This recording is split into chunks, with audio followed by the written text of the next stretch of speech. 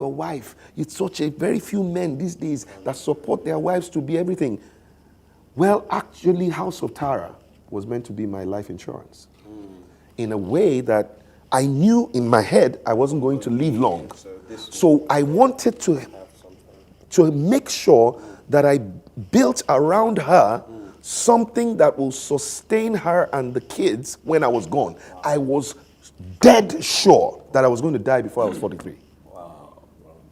So I was so sure. So all I was doing was I kept on saying, don't touch a kobo. Don't do anything. Whatever she needed to do, I will do. Whatever, anything I could do to help build House of Tara as quickly as possible. I didn't have time. I didn't have time. So this is the kind of thing, but you know what? I did pass 43.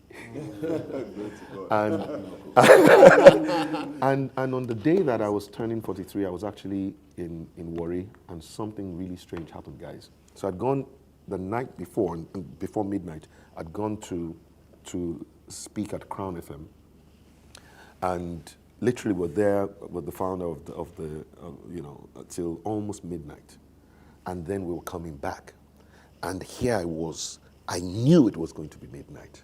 I was about to cross it over, and a car started driving towards my car at midnight, and the guy who was driving me, right, was looking at the car. And I was saying to him, Shuli, do you see that car coming? He said, yes. The guy, then he said to me, do you think he's drunk?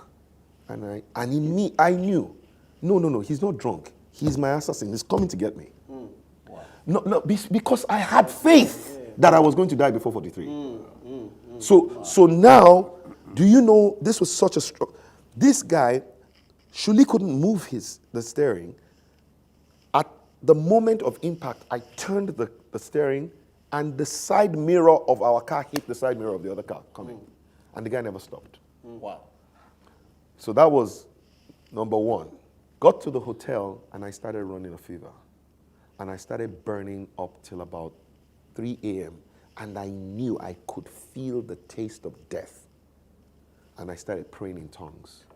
And at one point in time, I prayed so hard. And I called out, Jesus! And bam! The thing left.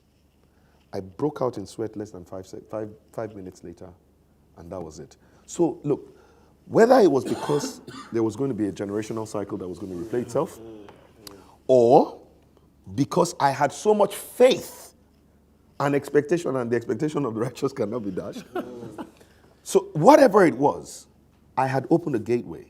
Whether the portal was opened by my father and was going to play back over my life, or it was opened by my faith, but I had opened a portal. And that, in a way, played out. So in terms of elderly relationships, I didn't want any father figure. And it was only later, I'm talking about the last 3 years, that I've started to love my uncle. These are guys that have done everything to love me. And I couldn't love my uncles. I could deal with them, I could relate with them, but I couldn't love them. I couldn't love any man that was older than me that could be a father figure. Then I started to get people like Dr. Christopher Kolade and then receive them.